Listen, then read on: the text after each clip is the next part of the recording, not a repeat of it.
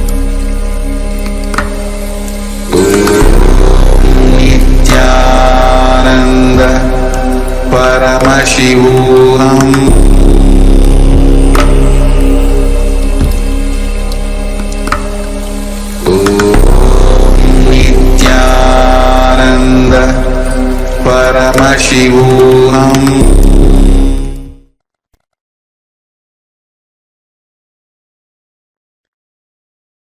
Om Satyo Jatam Prabhatyami Satyo Jataya Vai Namo Namaha. Bhave Bhave Nati Bhave Bhavasvamam Bhavodbhavaya Namaha. Vamadevaya Namo Jyeshtaya Nama Sreshtaya Namo Rudraya Nama Kalaya Nama Kalavigaranaya Namo Balavigaranaya Namo Balaya Namo Balapramadhanaya Nama Sarvabhutadamanaya Namo Manonmanaya Namaha. Akorebhyo takorebhyo Gora Gora Darebhyaha Sarvebhyo Sarva Sarvebhyo Namaste Astu Rudrarupebhyaha Tatpurushaya Vitmahe Mahadevaya Dhimahi Tanno Rudra Prachodayat. Isanas Sarva Vidyanam Ishvara Sarvabhutanam Brahmadipati Brahmanodipatir Brahma Shivo me astu Sada Shivom.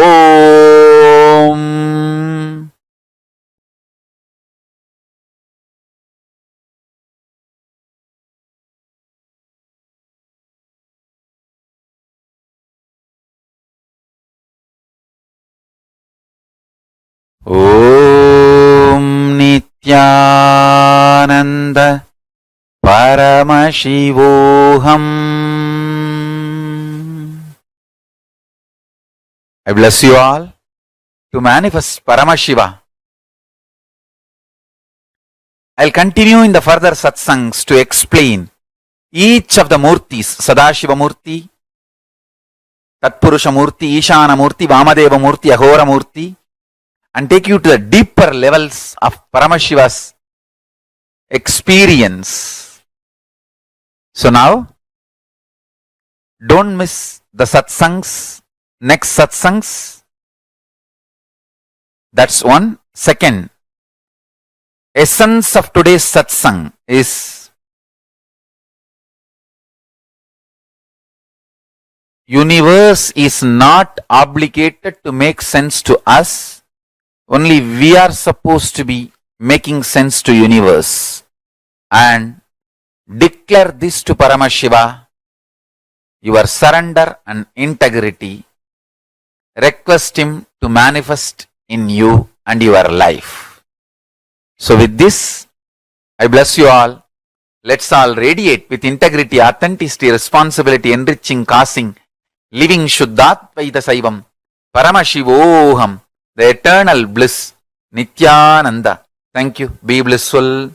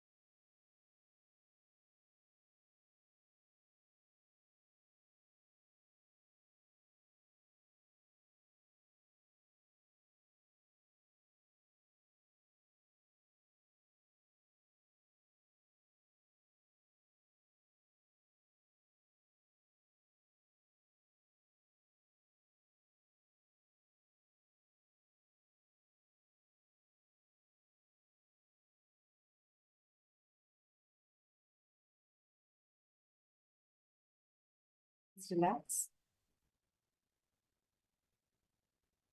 How was the meditation for all of you? The very, very, very powerful process that we all just experience exponentially. Understand? Can I request all of you to please come on camera and please share? Nityananda, Ma Ayana, Ma Yogananda Guru Prasadini, Ma Purushananda. How was it for all of you? Ma Sharmin News, Ma Jingo. Can I request all of you to please share? Kindly come on your cameras and settle down.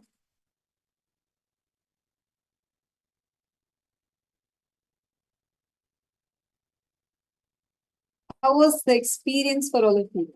Ma Purushananda, did you do this meditation? Actually, in Ma Purushananda, so I see you very intensely listening to sessions. I keep noticing that. Now, with this meditation that we just did, sit now and visualize how Paramashiva has 25 heads and how all the 25 are happening simultaneously, spontaneously, and synergetically. You are going to see suddenly the ability to multitask and to have synesthetic brain will all start manifesting for you. Just right now with this powerful meditation, sit now and try to visualize. Visualize that you as Paramashiva having 25 heads. Just close your eyes and intensely visualize it. Try it now.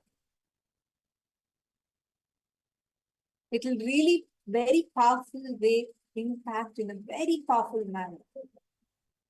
As I see a Chinese participant who has joined us. Nityanandam, can I request you to please come on camera and also rename yourself in English? Ma Ayana and Ma Yogananda Guru Prasadini, can I request all of you also to please come on camera? It is too important that you're here and not missing out on any part of the session and intensely participating. Each part that you are here for helps you in a very, very, very powerful manner to be able to manifest the highest dimensions. Having access to the higher realities of existence will simply become a cakewalk for you without even you having to put in much effort, because Swamiji would have done that whole processing for your being inside. That's why listening to the sessions are too important.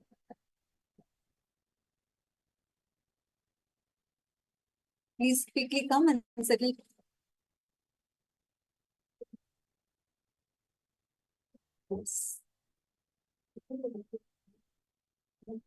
Now, we are going to be actually, Swamiji just revealed about what is this synesthesia, right? Just before this, in the session, Swamiji revealed very, very powerfully how a synesthetic brain actually works. Means, really, you will be able to manifest multiple things at the same time, like simultaneously. I have seen Swamiji do this numerous times. So many times it will be like Swamiji will be attending to multiple important meetings, making decisions. It will not be like, see, usually we all have to focus on something. Right? What do? We drop one for another. We say, oh, this is focus time. I am not going to be able to attend to anything else, and I'm only going to focus on this. But with Swamiji, it's so different, because I've always seen Swamiji will be working on some really high priority things, very important decision-making meetings. Swamiji will be having not one, but like 10 simultaneously. I'm saying 10 as a very minimal number. And Swamiji will be making decisions for each thing and clear words, clear, like very precise instructions Swamiji will be giving. Like one of the best times I observed this was when Swamiji was actually in a very important meeting. And at the same time, Swamiji was looking into the Annadan of Tiruvannamalai and looking into the construction happening for the extension of the campus, like this, the whole campus. Swamiji was revamping the campus in a different manner, making a beautiful structure. And at that time, Swamiji is like quoting a scriptural reference, and Swamiji is saying, hey, go look at this temple. This temple has this exact structure, and that is how we are going to be building this. And Swamiji is giving a detailed vision while simultaneously attending to this. Like usually I've seen people get shocked. How is Swamiji able to manage so many blessing messages at the same time? All blessing. Even in one Zoom, we are not able to manage it. How is Swamiji able to manage? Literally, this is how Swamiji does it. When you start manifesting this power of synesthesia, you're going to see how this becomes your experience as well. Are all of you ready? We're now going to be entering into the power manifestation of how manifesting this power of synesthesia. It's a very interesting power where you're going to be giving, like if we give you an image, just seeing that you're going to be able to taste it, you're going to be able to smell it, and you're going to also be able to tell the touch how it feels. Just seeing one image.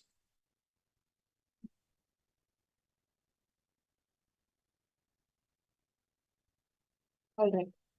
First, we'll all watch oneness capsule of Swamiji and connect with Swamiji, and then we're going to be manifesting this power. Ready?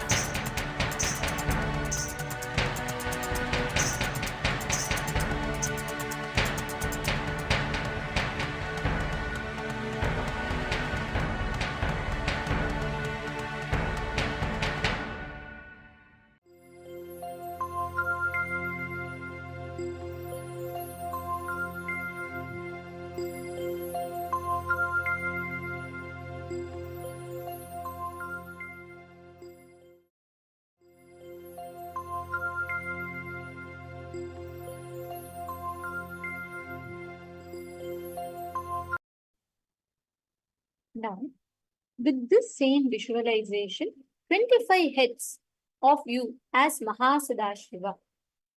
Literally, when you sit with that visualization, if you start entertaining this visualization in you, you start having the ability to be having a synesthetic brain, which means you have the ability to have, to be able to see details of any aspect, right? Like anything, let's say, for example, you are seeing something, you will be able to taste it, smell it, you will be able to feel it. All five senses will actively work on perceiving what is projected in front of you.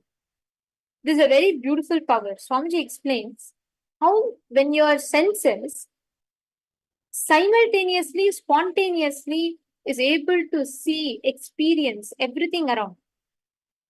That power is called as synesthesia, synesthetic. And when your brain is synesthetic, then you're able to process multiple things at the same time. How many of you are understanding?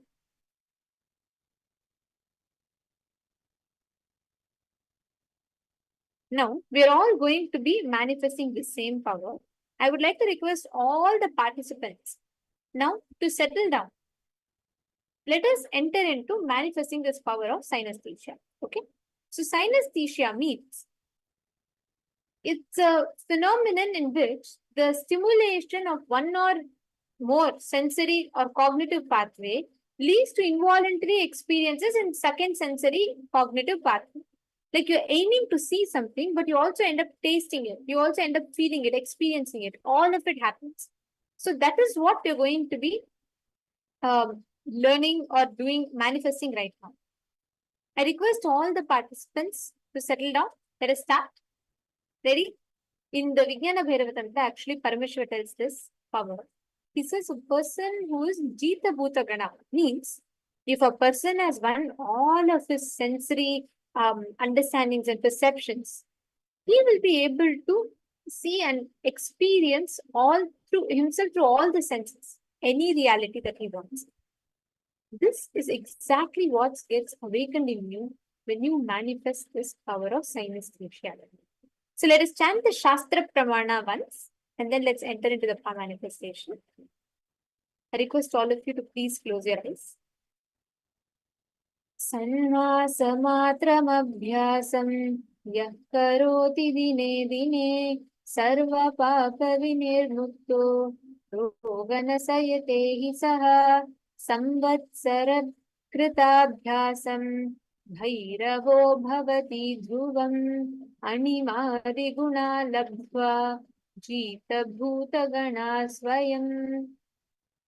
When the yogi continues to manifest the powers of drinking the nectar, manifesting power over his body physiology for 6 months, he becomes a Bhairava, a complete independent being who becomes a Dhita Bhuta Gana, who has conquered all dimensions of length, breadth, and depth.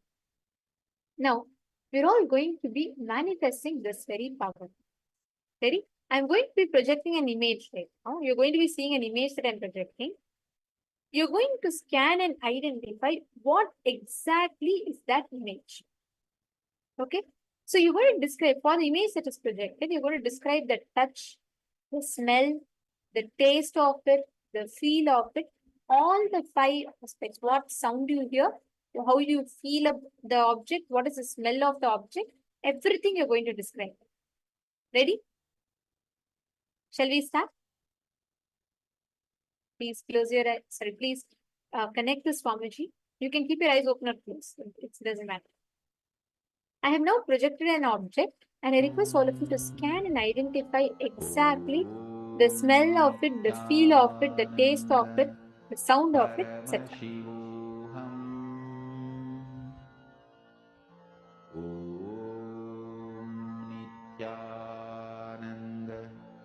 Paramashivoham